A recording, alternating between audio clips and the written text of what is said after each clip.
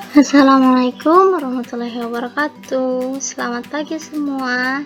Apa kabarnya? Semoga baik-baik saja. Nah, di sini saya ingin memperkenalkan diri.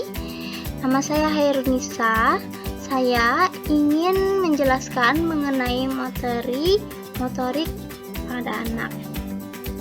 Motorik sendiri adalah suatu istilah yang digunakan untuk menggambarkan perilaku gerakan yang dilakukan oleh tubuh manusia.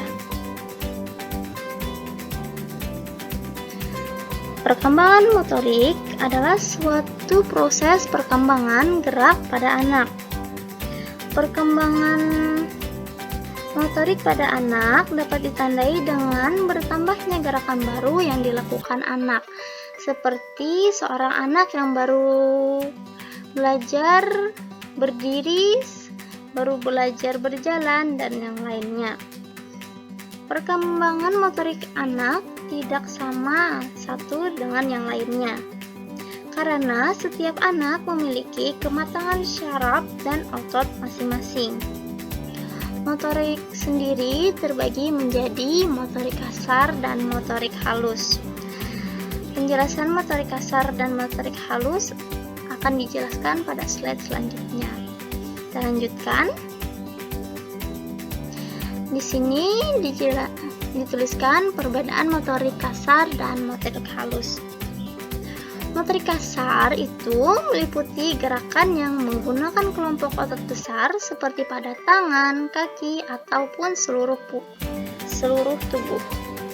Sedangkan motorik halus meliputi gerakan lembut yang menggunakan kelompok otot yang lebih kecil seperti pada wajah, pergelangan tangan, ataupun jari-jari tangan dan kaki.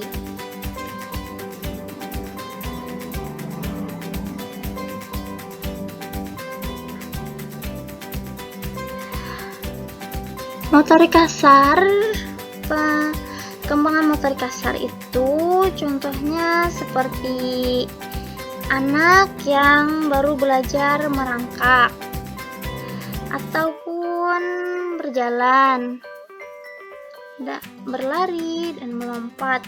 Itu menggunakan kelompok otot besar dan terkelompok menjadi kelompok motorik kasar. Sedangkan motorik halus tadi contohnya seperti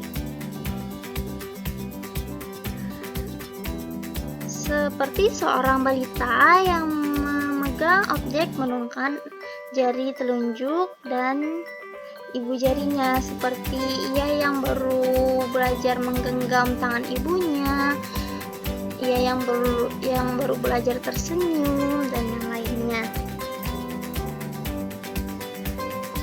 Jadi motorik kasar adalah pondasi kekuatan, sedangkan motorik halus itu adalah pondasi ketangkasan, perdadaan yang cukup mendasar kan? Meskipun menggunakan kelompok otot yang berbeda, motorik kasar dan motorik halus bukanlah kemampuan yang berlawanan. Kedua jenis keterampilan tersebut bersifat komplementer atau saling melengkapi. Kita lanjutkan. Perkembangan motorik. Kualitas motorik terlihat dari seberapa jauh anak tersebut mampu menampilkan tugas motorik yang diberikan dengan tingkat keberhasilan tertentu. Jika tingkat keberhasilan dalam melaksanakan tugas motorik tinggi, berarti motorik yang dilakukannya itu efisien dan efektif.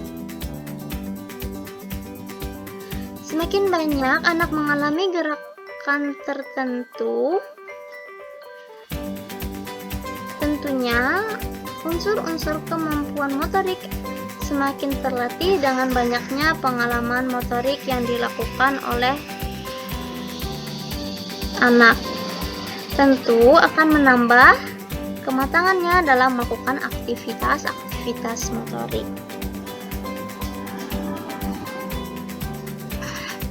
Selanjutnya, faktor-faktor yang mempengaruhi motorik. Faktor-faktor yang mempengaruhi perkembangan individu meliputi dua faktor, yaitu faktor internal dan faktor eksternal. Pengaruh yang diterima oleh individu diawali sejak individu berada dalam kandungan. Oleh karena itu, kondisi fisik ibu yang mengandung akan berpengaruh pada perkembangan bayi yang sedang dikandungnya.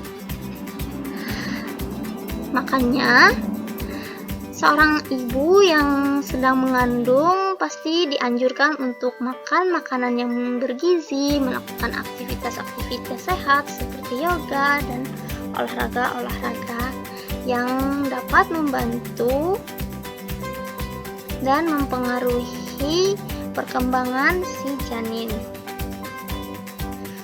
Lalu setelah dilahirkan, faktor internal dan faktor eksternal terpadu pada lingkungan, yaitu faktor keturunan. Maksudnya faktor keturunan tadi, pada keturunannya itu ada tergolong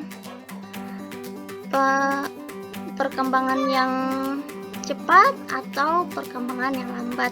Lalu gizi juga mempengaruhi perkembangan motorik karena pergerakan tentunya memerlukan gizi.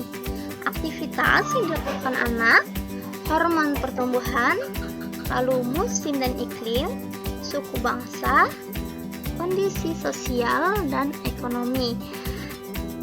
Tadi itu adalah faktor-faktor yang mempengaruhi motorik anak. Itu dulu penjelasan dari saya. Sekian pemaparan materi dari saya. Adapun kesimpulan dari materi yang saya sampaikan adalah motorik adalah suatu istilah untuk gerak pada tubuh manusia. Lalu perkembangan motorik itu berbeda pada setiap anaknya. Motorik sendiri terbagi menjadi motorik kasar dan motorik halus.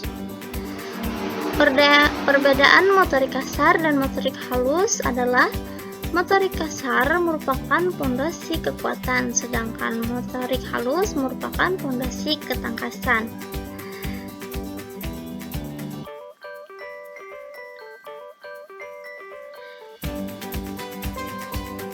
Kualitas motorik itu dapat dilihat sejauh mana anak dapat melakukan gerakan-gerakan aktivitas motorik, ya.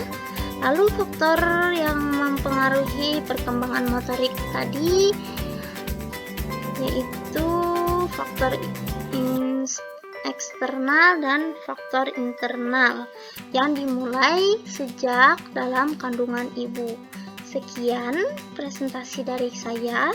Mohon maaf jika ada kesalahan dalam pemaparan materi. Salah hilaf saya mohon maaf. Wassalamualaikum warahmatullahi wabarakatuh.